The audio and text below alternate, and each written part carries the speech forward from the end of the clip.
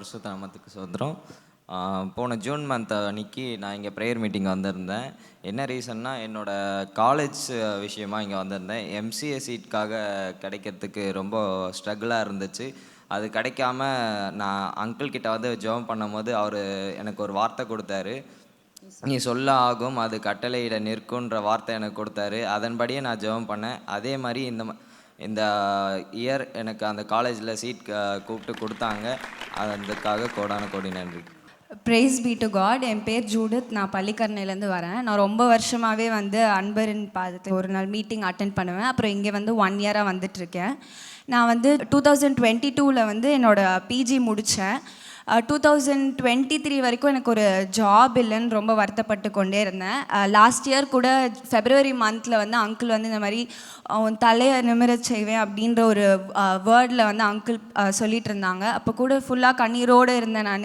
நான் வந்து இங்கே சாட்சி சொல்லணும் அப்படின்னு சொல்லிட்டு லாஸ்ட் இயர் வந்து நான் அசிஸ்டன்ட் ப்ரொஃபஸர் அதுக்காக வந்து ஒரு எக்ஸாம் இருக்குது, நெட் எக்ஸாம். ஸோ அதை நான் வந்து ஃபெப்ரவரியில் எழுதி கிளியர் பண்ணிட்டேன். அப்போது கூட வந்து அங்கிள் கிட்ட ப்ரே பண்ணிவிட்டு அப்புறம் எக்ஸாம் எழுதினேன். அப்புறம் சில பிரச்சனைகள்னால அந்த எக்ஸாமை திருப்பி எழுத வேண்டியதாக வந்தது. அது வேலிட் இல்லைனால என்னோடய கேட்டகிரியில். ஸோ திருப்பி ஜூனில் எழுதியிருந்தேன். அப்பயும் அங்கிள் வந்து நீ ஒரு டாப்பராக வருவ அப்படின்னு சொல்லிட்டு சொன்னாங்க. ஸோ திருப்பி அந்த எக்ஸாம் எழுதி கிளியர் பண்ண கர்த்தர் கிருபை செய்தார். அதே போல் நான் வந்து அதுக்கப்புறமும் ஒரு 1 இயர் ஆயிடுச்சு. 2022 முடிச்சுட்டேன். ஆனால் 23 வரைக்கும் நான் வெயிட் பண்ணிட்டு தான் இருந்தேன். ஸோ நிறையா வீட்லேயும் நிறையா ப்ரெஷர் பண்ண ஆரம்பித்தாங்க. அப்புறம் செப்டம்பரில் வந்து இங்கே ரொம்ப மழையாக இருந்தது. அப்போது மோஸ்ட் ஆஃப் தெம் இங்கே யாருமே இல்லை. அப்போது என் அங்கிள் கிட்ட ப்ரே பண்ண பர்சனலாக ஒரு சான்ஸ் கிடச்சிது. அப்போது வீட்டில் கூட யாருமே இங்கே வரக்கூடாது அப்படின்ற மாதிரி சொல்லிட்டு இருந்தாங்க. ஆனால் பர்சனலாக அன்றைக்கி வந்து அங்கிள் உனக்கு என்ன ப்ரே பண்ணோம் அப்படின்ற மாதிரி கேட்டாங்க. அப்போது நான் வந்து பிஹெச்டி பண்ணணுமா இல்லை ஒர்க் போகணுமா அப்படின்ற மாதிரி கேட்டுட்டு இருந்தேன். அப்போ அங்கிள் கிளியராக சொன்னாங்க, இந்த மாதிரி நீ ஒரு வேலையை தேடு தாமதிக்காமல் அப்படின்னு சொல்லிட்டு சொன்னாங்க. அதே போல் அடுத்த வாரம் வந்து எனக்கு பெருசாக பிலீஃப் இல்லைனாலும் லோயலா காலேஜில் வந்து நான் சும்மா என்னோடய அப்ளிகேஷன் போட்டிருந்தேன். ஆனால் அப்போ எந்த ஓப்பனிங்கும் இல்லை. 1 வீக் கழிச்சு நான் கேட்டப்போ அவங்க ஓப்பனிங்கே இல்லை, க்ளோஸ் பண்ணிட்டாங்க அப்படின்னு சொன்னாங்க.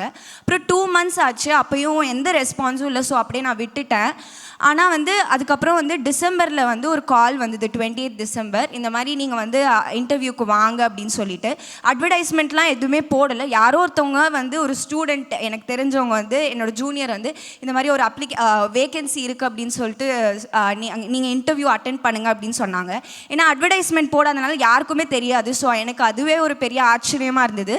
அடுத்த நாளே நான் இன்டர்வியூ அட்டென்ட் பண்ணேன். மற்றவங்க கிட்டலாம் பிஹெச்டி இருந்தது, என்கிட்ட பிஹெச்டி இல்லை. ஸோ எனக்கு பெருசாக பிலீஃப் இல்லை.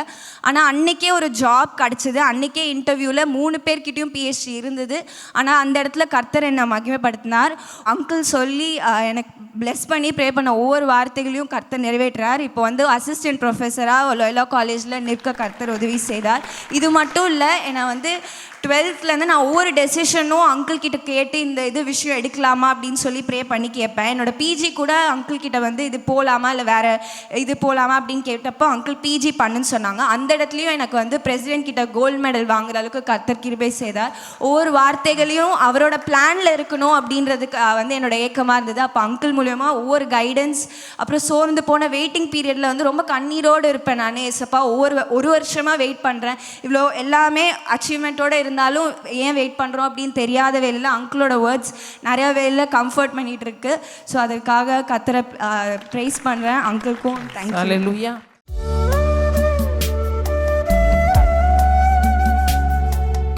கிறிஸ்துவுக்குள் மிகவும் பிரியமான எனதருமை சகோதர சகோதரிகளே, நம்மை சிருஷ்டித்தவரும் நம்மை உண்டாக்கினவரும் நம்மை ஒருபோதும் மறந்து போகாதவருமாகிய இயேசு கிறிஸ்து முனையற்ற நாமத்தினாலே உங்கள் எல்லாரையும் வாழ்த்தி ஆசீர்வதிக்கிறேன். அல்லேலூயா.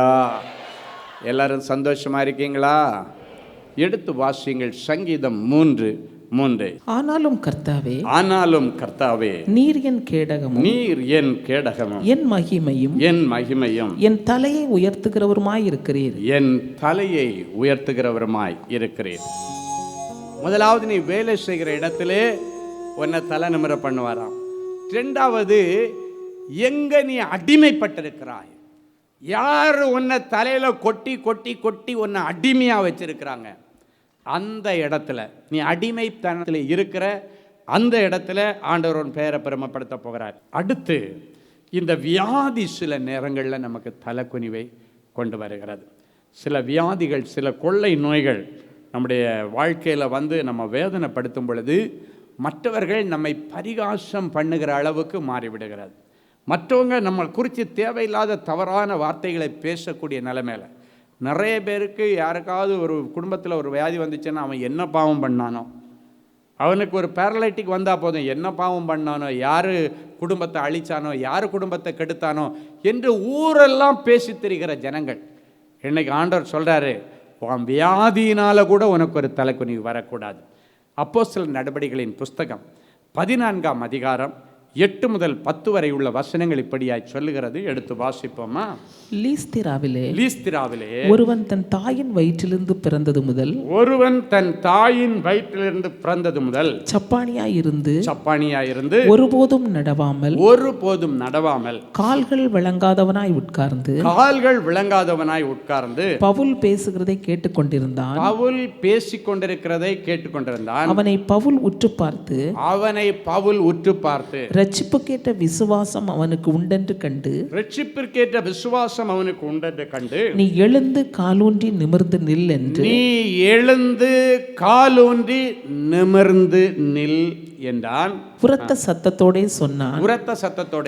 உடனே அவன் குதித்து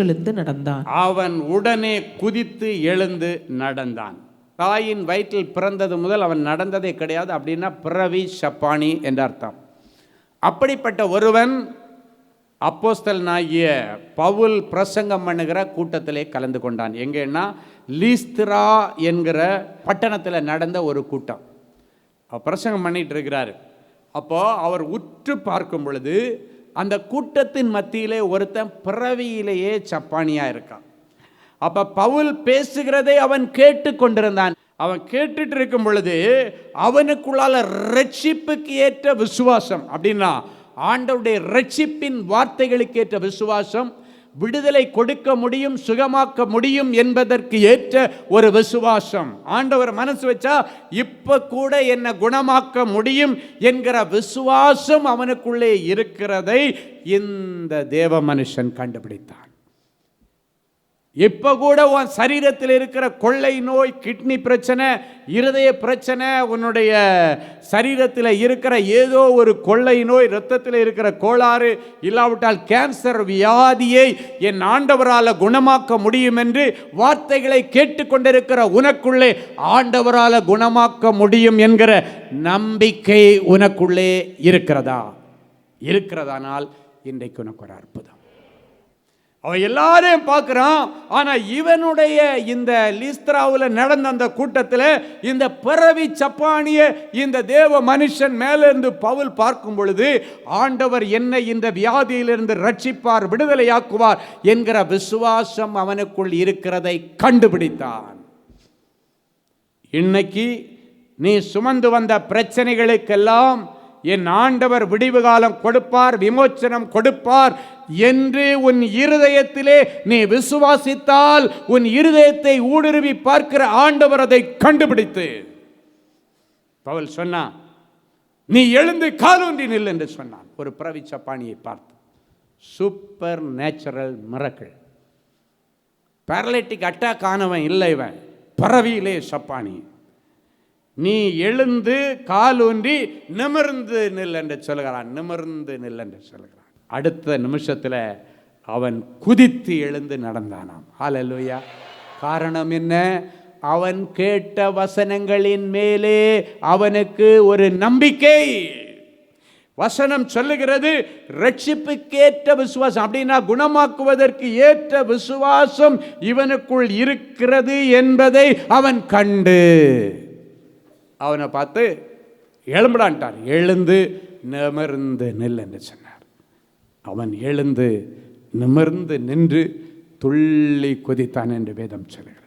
இன்றைக்கு முன்னுடைய சரீரத்தில் என்ன வியாதி இருந்தாலும் எல்லா வியாதிகளையும் ஆண்டவர் இன்னைக்கு குணமாக்குவார். ஹல்லேலூயா. ஒரு முறை ஒரு தாயார், அவருடைய மகன் ஒரு லாரி டிரைவர், அவங்களுக்கு HIV பாசிட்டிவ். அந்த வியாதி நிமித்தம் அவன் மரணத்திற்கு ரொம்ப நெருக்கமாக போயிட்டார். அப்படின்னாச்சுன்னா ஒரு புக்கு மாதிரி அவங்க கொண்டு வந்தாங்க. அந்த அம்மாவும் மகனும் வந்திருந்தாங்க. ஒரு 80 பேஜஸ் ஒரு புக்கு மாதிரி கையில் வச்சுருந்தாங்க. அது என்னன்னு கேட்டேன். இந்த புக்கை நான் அப்படி டாக்டர்ஸ் புக்கு கொடுக்குறத நான் பார்த்ததில்ல. அப்போ சொன்னாங்க எய்ட்ஸ் பேஷண்ட்டுக்கு இப்படி ஒரு புக்கு கொடுப்பாங்களாம். ஒரு 3 மாதம் எத்தனையோ 2 மாதத்துக்கு ஒரு வாட்டி போய் அவங்க பிளட்டை டெஸ்ட் பண்ணிவிட்டு அதுக்கப்புறம் அங்கே டேப்லெட் வாங்கிட்டு வருவாங்க. கவர்மெண்ட் ஹாஸ்பிட்டல்லேருந்து டேப்லெட் வாங்கிட்டு வருவாங்க. அப்பப்போ போயிட்டு 3 மாதமோ 2 மாதமோ சொன்னாங்க, குறிச்சிட்டு இந்த புக்கில் என்ட்ரி போட்டு வாங்கிட்டே வருவாங்களே. இந்த புக்கை எடுத்துகிட்டு வந்தாங்க. பல வருஷமாக இருக்குது. இப்போ டாக்டர் கடைசியாக சொன்னாராம், இப்போ உனக்கு அந்த வியாதியின் உச்சக்கட்டத்தில் நீ போயிட்டுருக்கிற, அதனால நீ எத்தனை வாரம் உயிரோடு இருப்பேன்னு சொல்ல முடியாதுன்னொன்னே அந்த தாயார் ஒரு சாதாரண பூ வியாபாரம் பண்ணுகிற தாயார், அவங்களுக்கு அந்த பிள்ளை வாலிப வயசில் அந்த பிள்ளையுடைய மரணத்தை குறித்து டாக்டர் சொன்னோன்னே நீ எத்தனை வாரம் உயிரோடு இருப்பான்னு சொல்ல முடியலைன்னொன்னே மனவேதனையோடு கூட்டுட்டு வந்து அந்த தாயார் சொன்னாங்க, ஐயா என் பிள்ளை என்ன தப்பு பண்ணினாலும் ஆண்டவர் இன்னைக்கு மன்னிச்சு என் பிள்ளைக்கு ஒரு விடுதலை கொடுக்கணும். என் பிள்ளைக்கு இந்த பிரச்சனை வியாதி வந்தது முதல்ல நிறைய நாள் யாருக்கும் தெரியாமல் இருந்துச்சு. இப்போ எங்கள் ஊரில் எல்லாருக்கும் நிறைய பேருக்கு நாங்கள் டாக்டர்கிட்ட போயிட்டு வர்றது எல்லாம் பார்த்து எல்லாருக்கும் தெரிஞ்சிருச்சு, ஃபேமிலியிலையும் தெரிஞ்சிருச்சு, அக்கம் பக்கத்துலேயும் எல்லாருக்கும் தெரிஞ்சிருச்சு. அதனால் என் பிள்ளைக்கிட்ட ஒருவனும் வரமாட்டேன்றாங்க. சுண்டெல்லாம் வெடித்து போய் இந்த இடம்லாம் கீறி இந்த இடம்லாம் கீறி ஒரு சைஸாக அப்படியே எலும்பும் தோலுமாக வந்தேன். என் பிள்ளைக்கிட்ட யாருமே நெருங்கிறதில்லை. நான் ஒரு தாய், என் பிள்ளையை எப்படி விட முடியும்?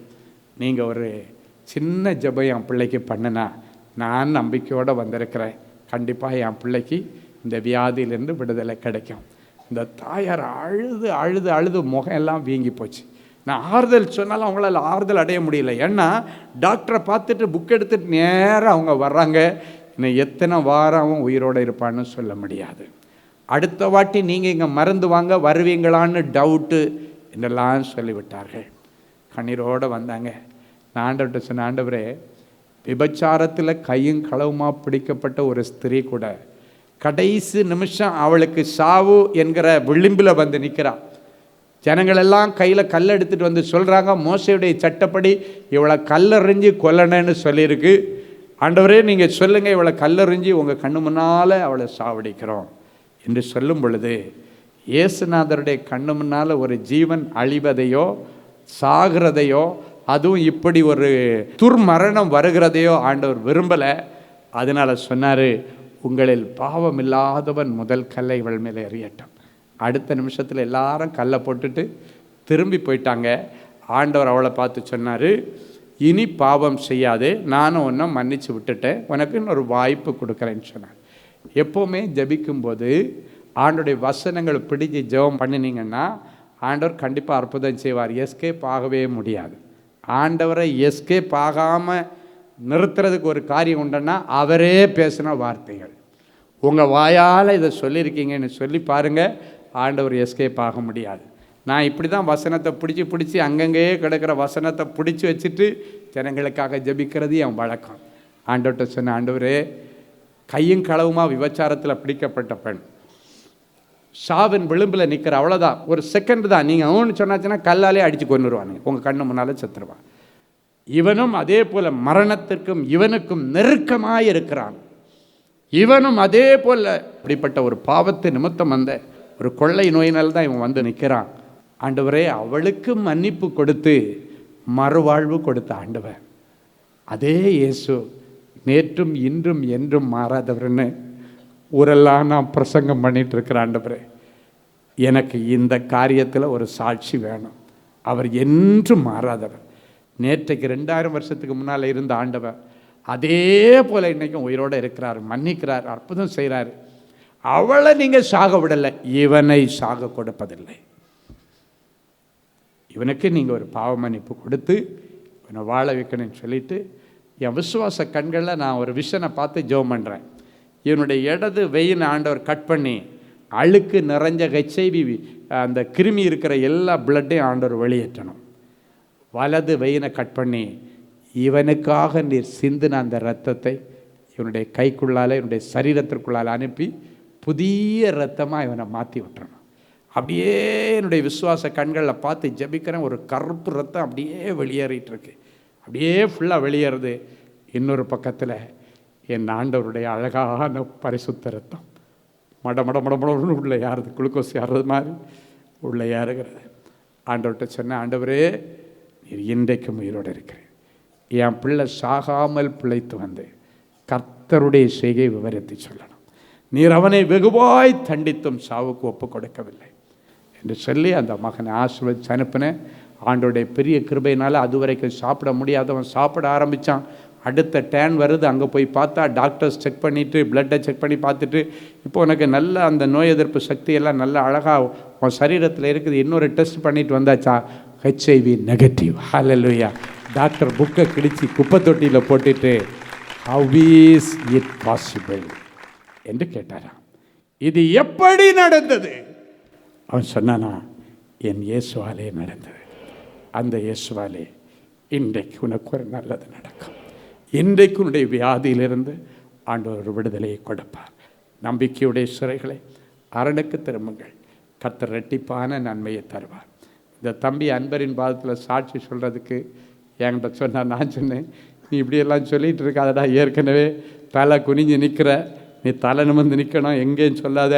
எனக்கு ஒரு கொள்ளை நோய் ரத்தத்தில் கிருமி இருந்துச்சு, ஐயா ஜோமணி சோகாச்சு, இவ்வளோதான் நீ சொல்லணும், வேறு ஒன்றும் சொல்லக்கூடாதுன்னு சொல்லி அப்படியாக அவன் சாட்சி சொல்லி ஆண்டோடைய நாமத்தை உயர்த்தினான்.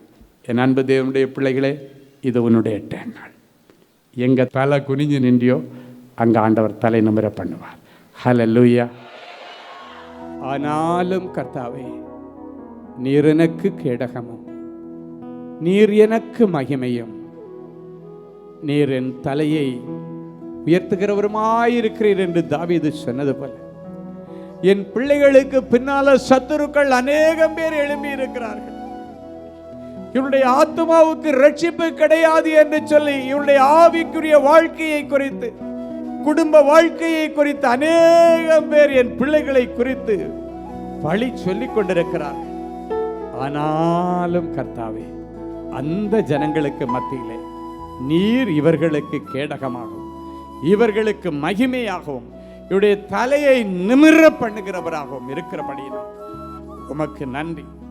என் பிள்ளைகளுடைய சரீரத்தில் இருக்கிற எல்லா வியாதிகள், அது கொள்ளை நோயாய் இருந்தாலும் சாதாரண வியாதியாய் இருந்தாலும், சகல வியாதிகளையும் குணமாக்குகிற ஆண்டவர், உம்முடைய தழும்புகளினாலே என் பிள்ளைகளை நீர் இப்பொழுது குணமாக்கும்.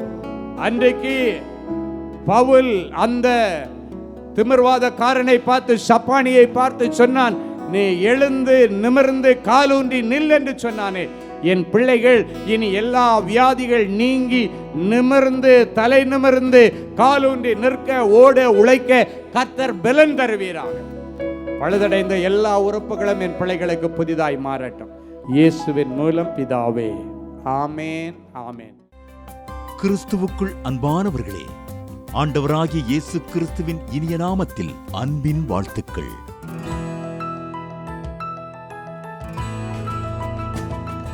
எங்களுடைய மார்வெல் திருமண தகவல் மையத்தை ஆன்லைன் சேவை மூலம் உங்களுக்கு அறிமுகப்படுத்துவதில் நாங்கள் மிகுந்த மகிழ்ச்சி அடைகிறோம். எங்களது மார்வெல் திருமண மையம் கிறிஸ்தவ குடும்பத்தில் திருமணத்திற்கு ஆயத்தமாயிருப்பவர்கள் தங்களுக்கு ஏற்ற வாழ்க்கை துணையை தேர்ந்தெடுக்க சிறந்த திருமண சேவை மையமாக இருக்கிறது.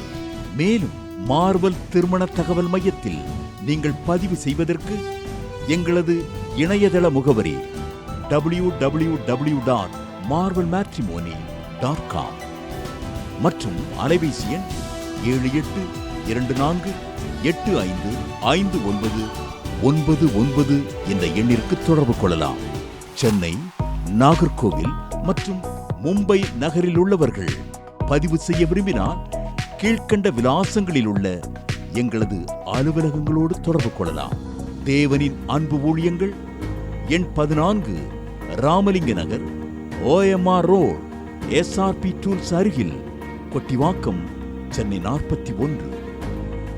Email info@marvelmatrimony.com. ஆண்டவர்தாமே உங்களை அளவில்லாமல் ஆசீர்வதிப்பாராக. Genesis Creations Media Academy, certification in media technology. Our course includes videography, photography,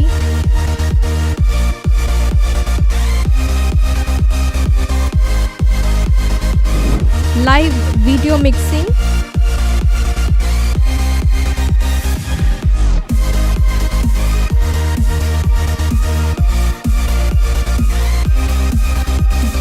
workshop,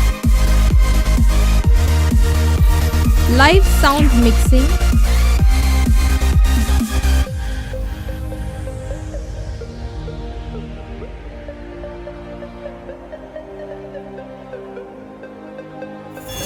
drone cinematography,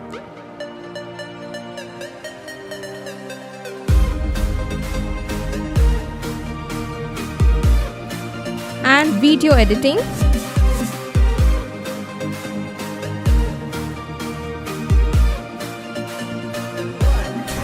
Praise the Lord. I welcome you all on behalf of Genesis Creations Media Academy. இந்த course நாங்கள் start பண்ணதுக்கான main reasons பார்த்தீங்கன்னா 3 benefits இருக்குங்க. First benefit பார்த்தீங்கன்னா இந்த course வந்து just 3 months course தான். நீங்கள் 3 months இந்த கோர்ஸை நீங்கள் படித்து முடிச்சிடலாம். செகண்ட் பெனிஃபிட் பார்த்தீங்கன்னா இது வந்து ரொம்ப காஸ்ட் எஃபெக்டிவ். ஸோ நீங்கள் ஈஸியாக அஃபோர்ட் பண்ணி இந்த கோர்ஸை நீங்கள் படித்து முடிக்கலாம். மூணாவது பார்த்தீங்கன்னா இங்கே வந்து professional teaching with professional equipments கொடுக்குறோம். ஸோ நீங்கள் ஃப்யூச்சரில் எங்கேயாவது போய் ஜாப் ஜாயின் பண்ணாலும் சரி, இல்லை நீங்கள் வந்து பிஸ்னஸே ஆரம்பித்தாலும் சரி, அந்த ப்ரொஃபஷனல் எக்யூப்மெண்ட்ஸை ஹேண்டில் பண்ணுறதுக்கான ப்ரொஃபஷனல் ட்ரைனிங் நாங்களே உங்களுக்கு கொடுத்துருவோம். ஸோ நீங்கள் கோர்ஸ் முடிச்சுட்டு வெளியே போகும்போது உங்களுக்கு ஜாப் கைடன்ஸ் அண்ட் இன்டர்ன்ஷிப் நாங்களே கொடுத்துருவோங்க. ஸோ இதுக்கும் மேலே உங்களுக்கு ஏதாவது டீட்டெயில்ஸ் வேணும்னா நீங்கள் ஸ்டாஃபை காண்டாக்ட் பண்ணலாம். உங்களுக்கு எல்லா டீட்டெயில்ஸும் கொடுப்பாங்க. வாங்க நம்ம கிளாஸ் ரூமில் சந்திக்கலாம். Thank you. For further details, contact 7824850999 or visit our website at www.genesiscreations.in.